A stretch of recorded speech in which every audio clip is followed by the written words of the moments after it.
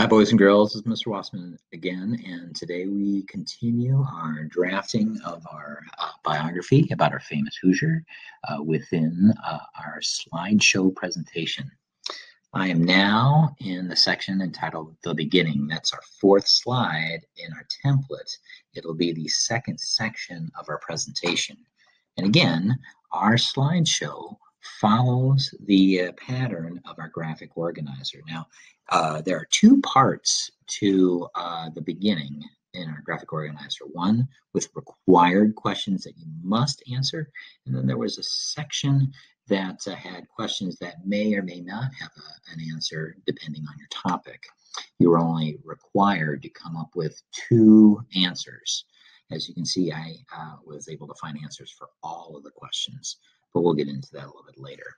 So for my purposes right now, I'm just going to focus on this first of the two beginning slides, the one where I answer the required questions, which is the birth date, birth name, birthplace, and then family information. Okay, so I'm going to click on the text box, and again, I'm going to hit enter to push all the text down so I can remind myself what is all the information I need to include. I'm going to start by changing the text size to 14. Excuse me.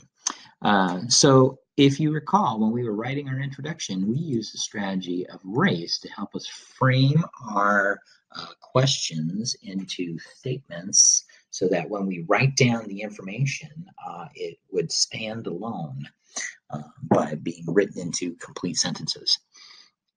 Today, I want to review another strategy when it comes to writing, and that is also an acronym. It's the word A.R.M.S, A.R.M.S. It stands for adding details, removing details and words, moving things around, and then substituting. Okay, so what A.R.M.S does for us is it basically gives the writer permission to change things around to help the flow of their drafting, of their writing, so that their writing sounds better or more interesting. Adding means I'm going to add details where needed. Remove means I'm going to take things out that don't make sense. I'm going to move things around to make things flow better or find a different place for them.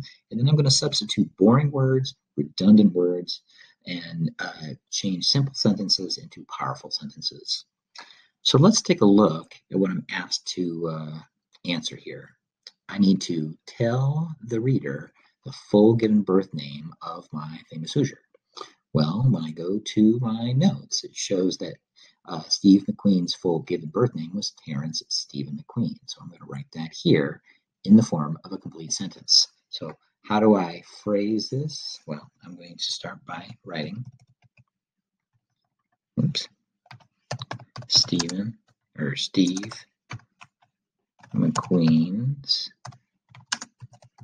full given birth name was Terrence Stephen McQueen.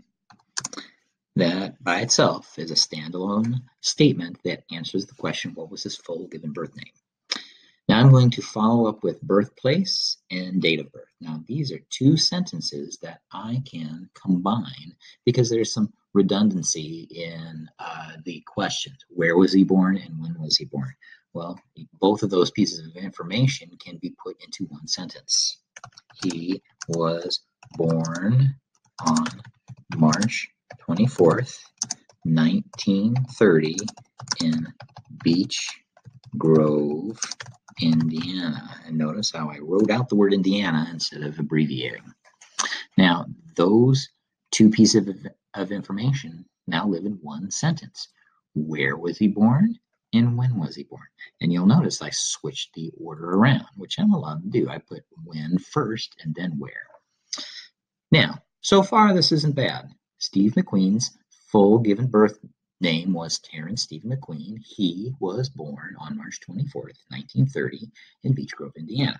However, thinking about the A.R.M.S strategy where I can make simple sentences into a powerful sentence and thinking about removing some redundancy, I'm going to take out some words and make this a little bit more dynamic. And what I'm going to do is I'm going to take out the entire first part of the first sentence,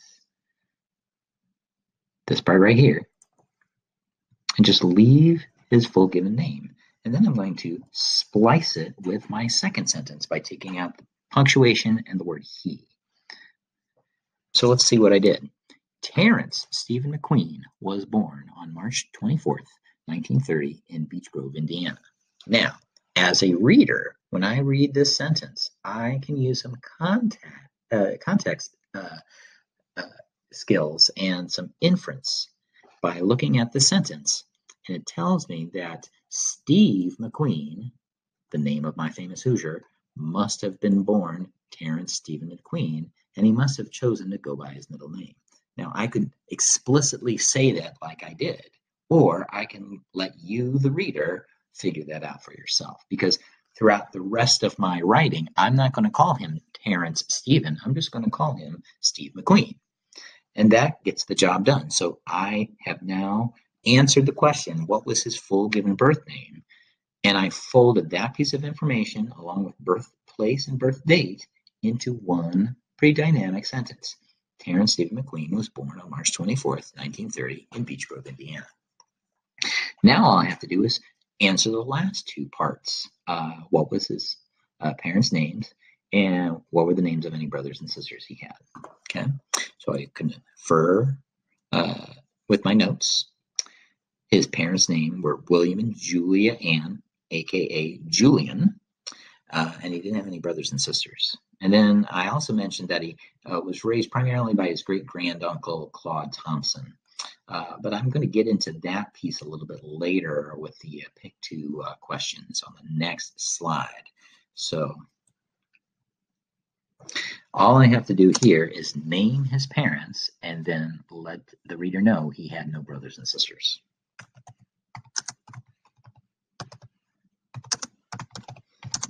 His parents' names were William and Julia Ann, also known as, that's what AKA stands for, also known as Julian Queen. Parents' names were William and Julia Ann, also known as Julian McQueen. Steve had no brothers or sisters. A little Freudian slip right there. I wrote bothers instead of brothers. Mr. Wasemann had two younger brothers who were sometimes a bother. So let's take a look at our total text so far. Terrence Stephen McQueen was born on March 24th, 1930 in Beech Grove, Indiana. His parents' names were William and Julia Ann, also known as Julian McQueen. Steve had no brothers or sisters. Okay, so now what I need to do is I need to delete all the bullet points because they're no longer necessary. And that is all I need for this section right here. And again, the spaces where we see placeholders for pictures, we will worry about those pictures much later after we've drafted the rest of our biography. So now I'm going to move on to the next slide, which will be the subject of a future video. So continue with your drafting and happy writing. Thanks.